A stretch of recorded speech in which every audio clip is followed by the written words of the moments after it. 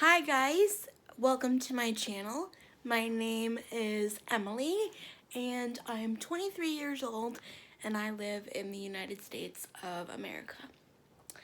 And I have spastic diplegia cerebral palsy. And if you're not familiar what that is, it is a condition where, well, it's a disability. It's a disability where I had brain damage when I was born, and the part of the brain that was damaged is the part that controls my muscles and my motor function. Therefore, my arms and legs don't work as well as yours would. Now, my particular type of cerebral palsy, the spastic diplegia type, means that my legs are more affected than my arms. But that doesn't mean that my arms aren't affected. It just simply means that my legs are more affected than my arms. And this is a collaboration with my friend Anika, Baddeley, rolling backwards, here on YouTube. And this is a video about the treatments that I have done throughout my 23 years of having cerebral palsy.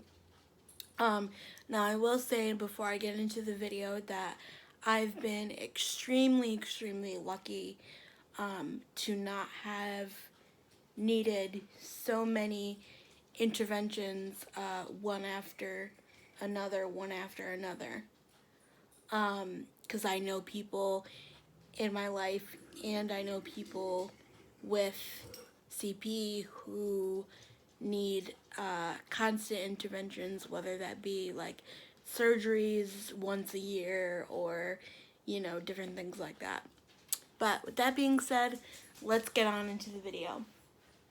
My first surgery and procedure related to CP, I had a couple when I was born due to premature birth, but my first one related to CP was at age 5 when I had a tendon lengthening, I believe a heel cord and gastroc release, and then also my hamstrings were released, I believe.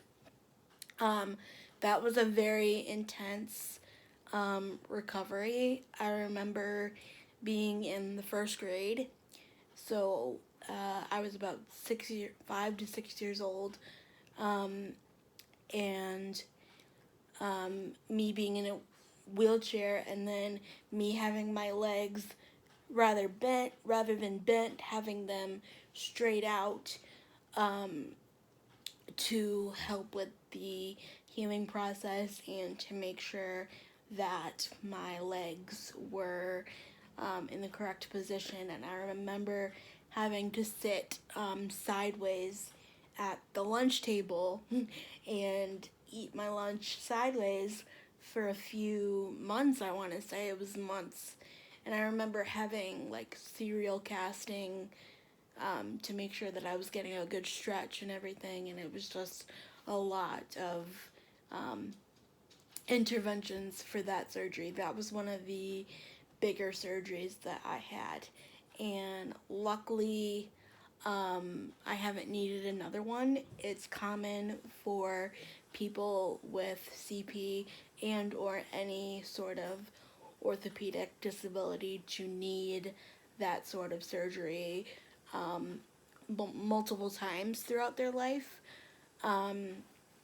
But so far, I haven't needed it again.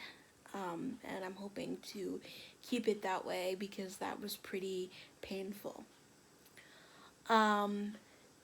The next surgery that I had was when I was 13, and it was to implant my first baclofen pump. And we chose the baclofen pump because I was getting to a point where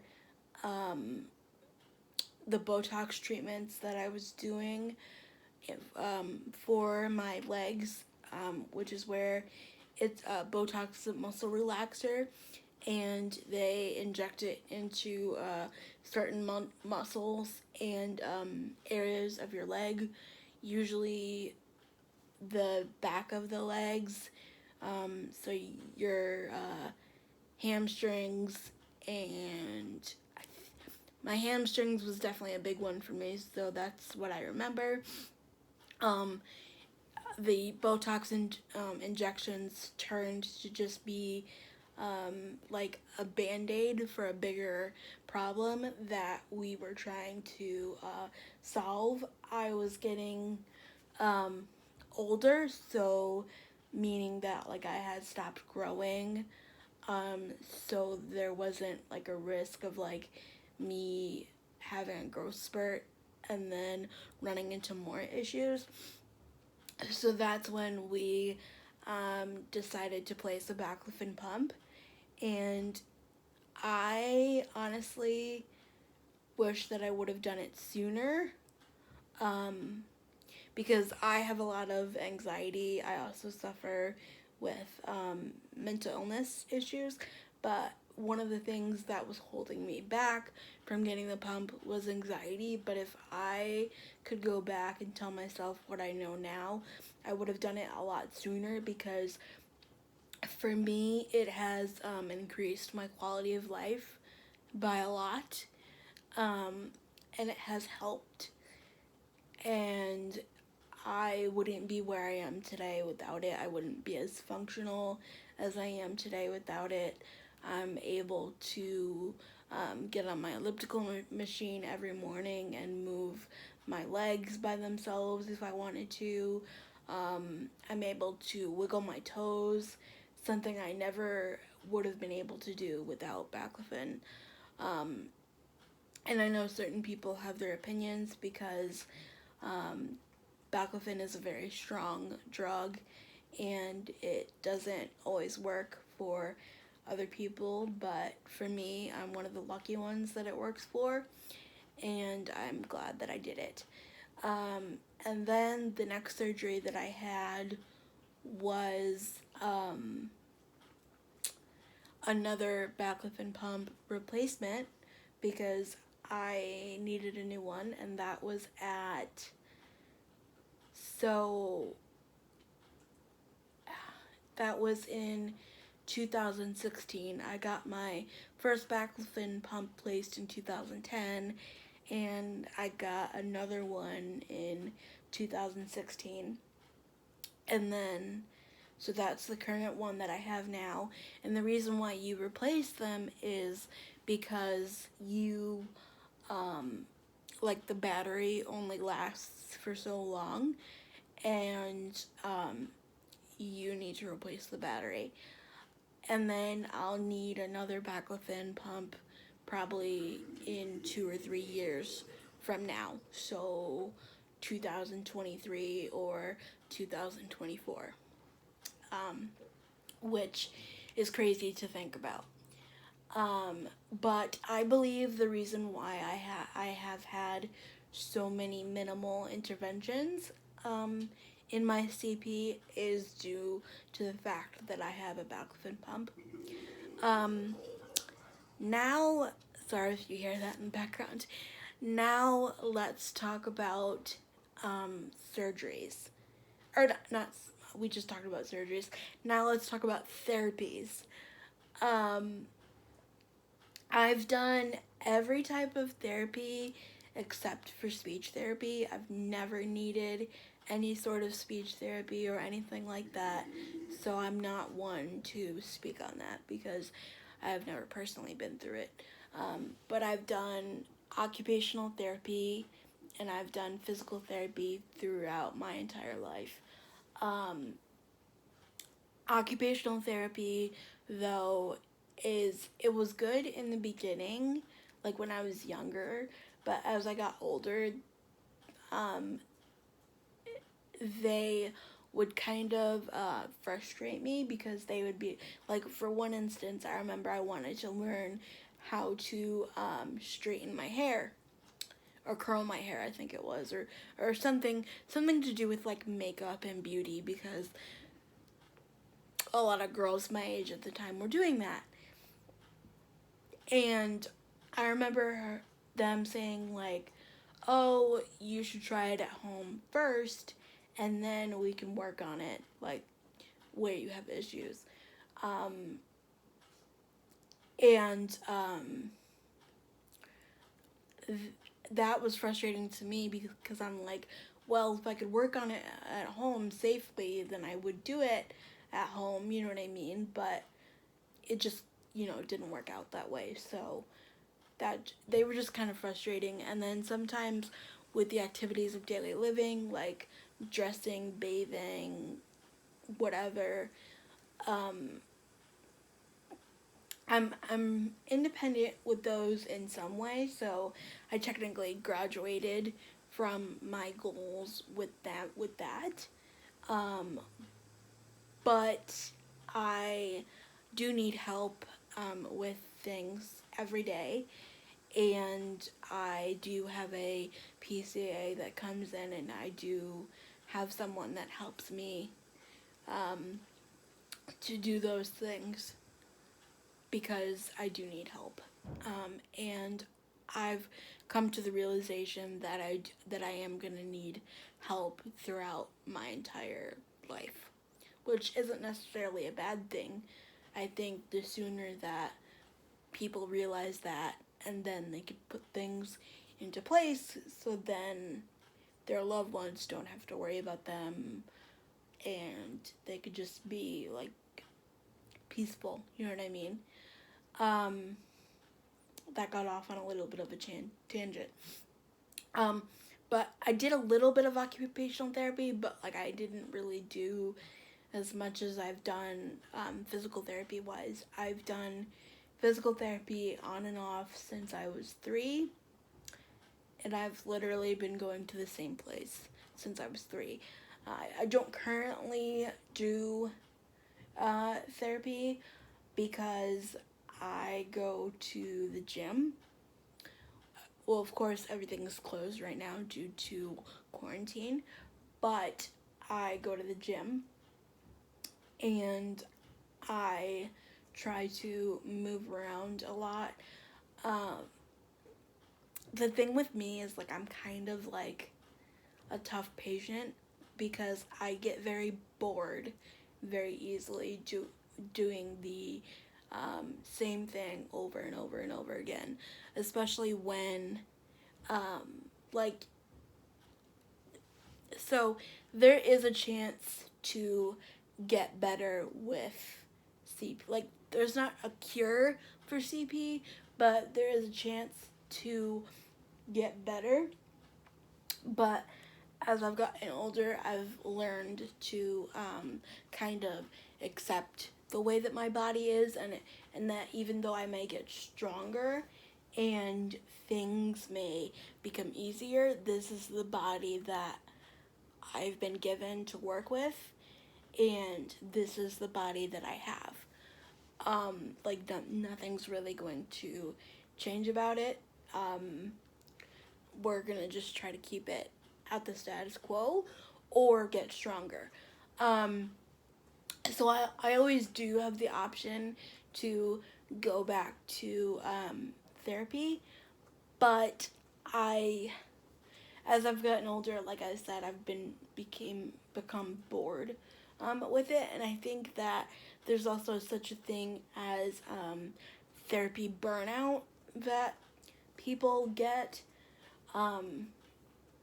Also, my doctors are very supportive of like non-conventional therapy. So like, back in the day, maybe people would go to an office and work on like balance for like 45 minutes, or do some sort of exercise for 45 minutes, but my doctors are, well, as I've gotten older and as I've gotten able to speak for myself and like say, this is what I want, and this is what feels right to me.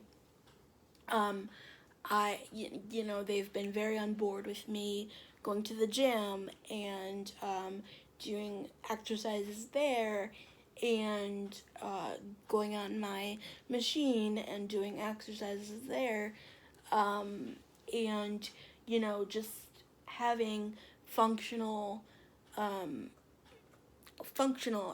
exercises, you know what I mean, that comply to my daily function. Now, when I do feel myself getting tight or needing some stuff, then I will ask my mom or someone around me to stretch me. And there's a million videos out there for stretches that people do with CP, leg stretches. So I'll follow one of those programs. And I always have my therapist's phone number, so I can text her if I am struggling with something, and she'll kind of like help me out. But I haven't been in a technical therapy office setting in about a year. And something else that my doctors often suggest is going in for like an intensive therapy tune-up, to work on muscles and to work on things.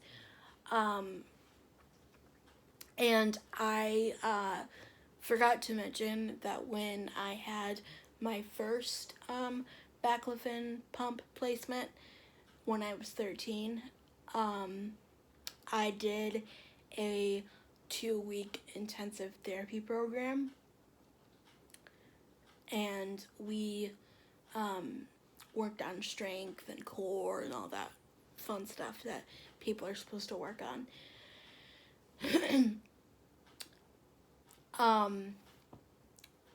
And then something that Anika and I were talking about is maybe something that we would have done a little bit differently if we had the chance to.